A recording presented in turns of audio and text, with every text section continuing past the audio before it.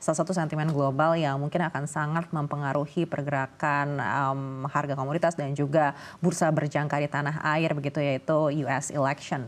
Lalu sentimen apa lagi di tahun ini yang mungkin masih bisa menjadi faktor pertimbangan dan menentukan volatilitas bursa berjangka? Ya, seperti bagaimana kita ketahui, nanti Oktober nanti akan terjadi pucuk pimpinan di negara kita tercinta Indonesia.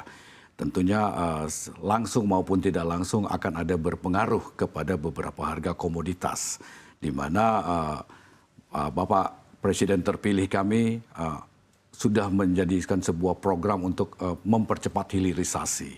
Tentunya juga ini akan bisa mempengaruhi sektor-sektor komoditi yang berbasis untuk logam ya tentunya dan mining. Ini tentunya akan bisa mempengaruhi di samping emas yang bersifat global. Di satu sisi juga dari sisi komoditi perkebunan ya di mana Indonesia merupakan penghasil terbesar CPO di dunia. Ya ini juga mau tidak mau itu pasti akan bisa melihat karena kebijakan apa yang akan dilakukan oleh pemerintah Indonesia sehingga mempengaruhi untuk mengambil pengambilan keputusan dari para investor importir di luar negeri sebagai pengguna. Baik, artinya di bulan Oktober nanti mungkin volatilitas di bursa berjangka ini akan sangat tinggi dibandingkan dengan bulan-bulan sebelumnya. Saya rasa demikian. Saya rasa sampai dengan akhir tahun akan sangat masih terjadi volatilitas karena baik di dalam geopolitik di Indonesia di dalam negeri sendiri maupun dengan berhubungan dengan pesta besar di US dalam US election. Baik, apakah ini menjadi salah satu momen yang paling diharapkan investor bursa berjangka di tahun 2024? Ya, tentunya. Karena semakin market volatile, itu semakin besar opportunity untuk bisa mendapatkan keuntungan dari market. Baik, mungkin Bapak bisa gambarkan sedikit bagaimana proporsi investor di Jakarta Futures Exchange saat ini dan seperti apa pertumbuhannya kalau dibandingkan dengan tahun-tahun sebelumnya. Karena bursa berjangka ini kan sebenarnya sudah cukup lama ada di Indonesia begitu, tapi mungkin belum terlalu dikenal oleh masyarakat dibandingkan dengan bursa-bursa lainnya. Apalagi sekarang juga ada instrumen investasi lain seperti kripto misalnya yang lebih dikenal oleh anak-anak muda. Ya, kalau dibanding portfolio mengenai jumlah investor di bursa berjangka masih relatif lebih kecil ya dibanding dengan pasar modal maupun kripto yang notabene lebih mudah tapi jumlah investornya jauh lebih besar bahkan lebih besar dari pasar modal di Indonesia saat ini. Itu tentunya kita ini mengharapkan pertumbuhan portfolio yang sebagai switching atau sebagai alternatif penambahan portfolio bagi para investor yang belum mengenal perdagangan berjangka di Indonesia. Ya saat ini kita pertumbuhan investor kita cukup signifikan karena kita sudah kurang lebih hampir mendekati 3 juta account. Ya memang masih di bawah dengan pasar modal dan di pasar kripto yang ada di Indonesia saat ini. Dan pada umumnya masih relatif Gen Z saat ini sudah menguasai market sebagai para investor dalam market share yang terbesar dibanding dengan generasi-generasi yang lebih senior. Baik, Bapak lihat apa sih yang menjadi tantangan terbesar kenapa bursa berjangka ini relatif kurang populer dibandingkan dengan bursa-bursa lainnya? Banyak hal. Secara teknis kita ini adalah di advance level. Resikonya lebih mengandung bobot resiko lebih tinggi dibanding dengan investasi di pasar modal maupun di dalam kripto. Karena kita itu mengenal two sides instrument itu ya, yang baik turun maupun naik itu ada opportunity. Dan kita membutuhkan sebuah margin yang lebih besar. Ya, dan daya pikul pergerakan komoditi itu berbeda. Sehingga itu menyebabkan banyak sekali orang butuh literasi.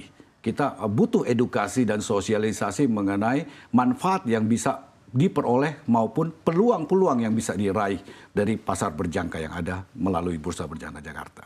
Baik, sebelumnya kita juga sering mendengar narasi-narasi negatif terkait dengan bursa berjangka. Apakah ini menjadi salah satu alasan juga perkembangan literasi bursa berjangka ini menjadi lebih menantang? Ya, tidak bisa dipungkiri.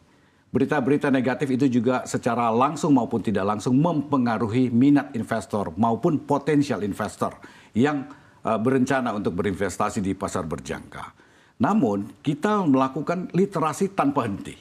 kita sekarang sudah menyentuh direct langsung ke retail para student di university maupun para pelaku-pelaku baik itu di Jakarta maupun di daerah. Jadi kita menyentuh ke all levels untuk meningkatkan literasi pemahaman mengenai kami di Bursa Berjangka Jakarta sebagai bursa berjangka pertama di Indonesia ada loh di Indonesia. Karena banyak juga para investor yang belum menggunakan jasa perdagangan berjangka melalui bursa berjangka yang ada di Indonesia. Mereka masih menggunakan jasa di luar negeri, bursa luar negeri. Baik, seberapa besar porsinya Pak sebenarnya investor yang menggunakan bursa berjangka di luar negeri bandingkan dengan yang menggunakan layanan yang ada di Indonesia? Kalau kita melihat retail, mayoritas itu ada di Indonesia. Tapi kalau kita melihat korporasi, mayoritas lebih banyak menggunakan bursa luar negeri. Baik, artinya dana-dana besarnya ini justru menggunakan layanan dari luar negeri. Ya, ini sangat disayangkan ya Pak ya. Lalu apa yang bisa kita lakukan? Apakah tata kelola yang ada saat ini sudah cukup untuk bisa menarik dana-dana jumbo tersebut masuk ke dalam negeri? Apa yang menjadi pertimbangan terbesar mereka? Karena pada saat kita bicara mengenai futures, itu kita paling pertama itu adalah likuiditas.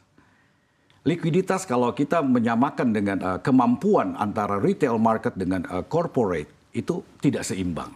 Karena corporate itu adalah butuh hedging yang lebih tinggi untuk meminimais resiko atas penjualan physically market dari para produsen yang ada di Indonesia. Sementara retail market kita itu adalah dalam size yang masih lebih kecil meskipun jumlah kliennya lebih mayoritas. Ini yang menjadi sebuah disparitas yang perlu kita selesaikan dan juga tentunya dukungan pemerintah kami sangat harapkan untuk mendukung terciptanya sebuah price reference melalui bursa berjangka di komoditi-komoditi utama andalan yang dihasilkan di Indonesia. Dukungan seperti apa yang diharapkan dari pemerintah, terutama jelang transisi pemerintahan saat ini, mungkin bisa diterapkan oleh pemerintah yang baru nanti? Ya, mungkin salah satunya adalah mengenai kebijakan. Kebijakan adalah pro-market. Dan kita bisa melakukan penyesuaian atas yang terjadi di market saat ini. Karena beberapa kebijakan yang sudah tidak sesuai dengan keadaan market saat ini. Karena saat ini adalah regulation harus menyesuaikan dengan market. Ya, kalau mungkin di zaman-zaman dulu sebelum teknologi maju seperti ini adalah market yang menyesuaikan dengan regulasi. Saat ini perlu adanya sebuah penyesuaian sehingga terciptanya sebuah keseimbangan antara investor dengan market. Sehingga terciptanya sebuah iklim investasi yang lebih menarik buat para investor. Atau juga bisa ditambahkan juga dengan insentif perpajakan buat para investors. Buat memperbesar lagi porsi investor Indonesia, retail maupun corporate terhadap pasar berjangka di Indonesia. Baik, jika ini dibenahi, peluang dana yang bisa masuk dalam negeri ini seberapa besar, Pak Paulus? Tentunya sangat besar ya, karena kami tidak bisa memperkirakan berapa besar. Tapi saya optimis sekali di retail market itu akan bergerak lebih besar. Karena kepastian. Karena dibanding dengan corporate. Karena corporate kami tidak bisa melihat ya berapa besar dana yang ada. Namun rata-rata pada saat kami berdiskusi dengan bursa-bursa sejenis di luar negeri, banyak sekali investor-investor dari Indonesia.